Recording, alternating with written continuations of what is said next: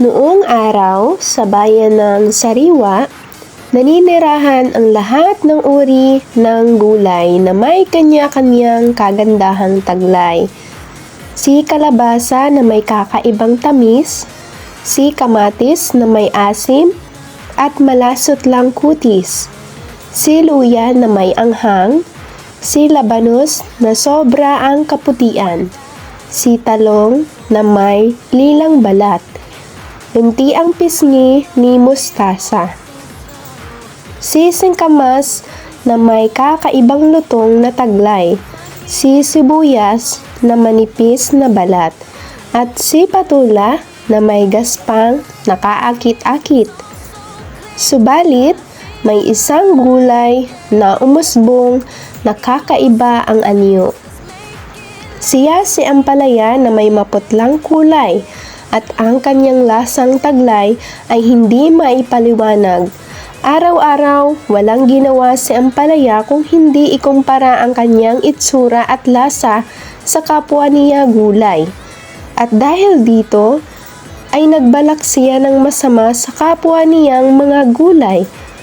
Nang sumapit ang gabi, kinuha ni ampalaya ang lahat ng magagandang katangian ng mga gulay at kanyang isinuot.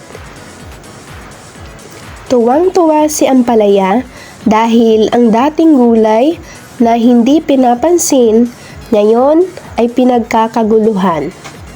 Ngunit walang lihim na hindi nabubunyag. Nagtipon-tipon ang mga gulay na kanyang ninakawan. Napagkasunduan nilang sundan ang gulay na may gandang kakaiba at laking gulat nila nang makita nilang hinuhubad nito isa-isa ang mga katangian na kanyang taglay. Nanlaki ang kanilang mga mata nang tumambad sa kanila si ampalaya. Nagalit ang mga gulay at kanilang iniharap si ampalaya sa diwata ng lupain. Isinumbong nila ang ginawang pagnanakaw ni ampalaya. Dahil dito, nagalit ang diwata at lahat ng magagandang katangian na kinuha niya sa mga kapwa niya gulay ay ibinigay sa kanya. Laking tuwa ni ampalaya dahil iniisip niya na iyon lamang pala ang kabayaran sa ginawa niyang kasalanan. Ngunit, makalipas ang ilang sandali, ay nag-iba ang kanyang anyo.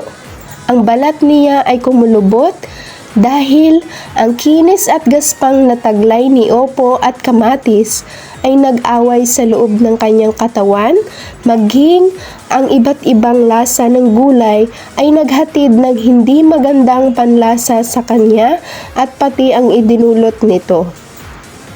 Mula noon, naging madilim na luntian ang kulay ni ampalaya. Ngayon, kahit naging masustansyang gulay na si ampalaya, ay marami ang hindi nagkakagusto sa kanya. Pero alam nyo, nagsisisi na si ampalaya. Sa susunod na makita nyo siyang tikman, subukan nyo siyang tikman at patawarin sa kanyang mga kasalanan.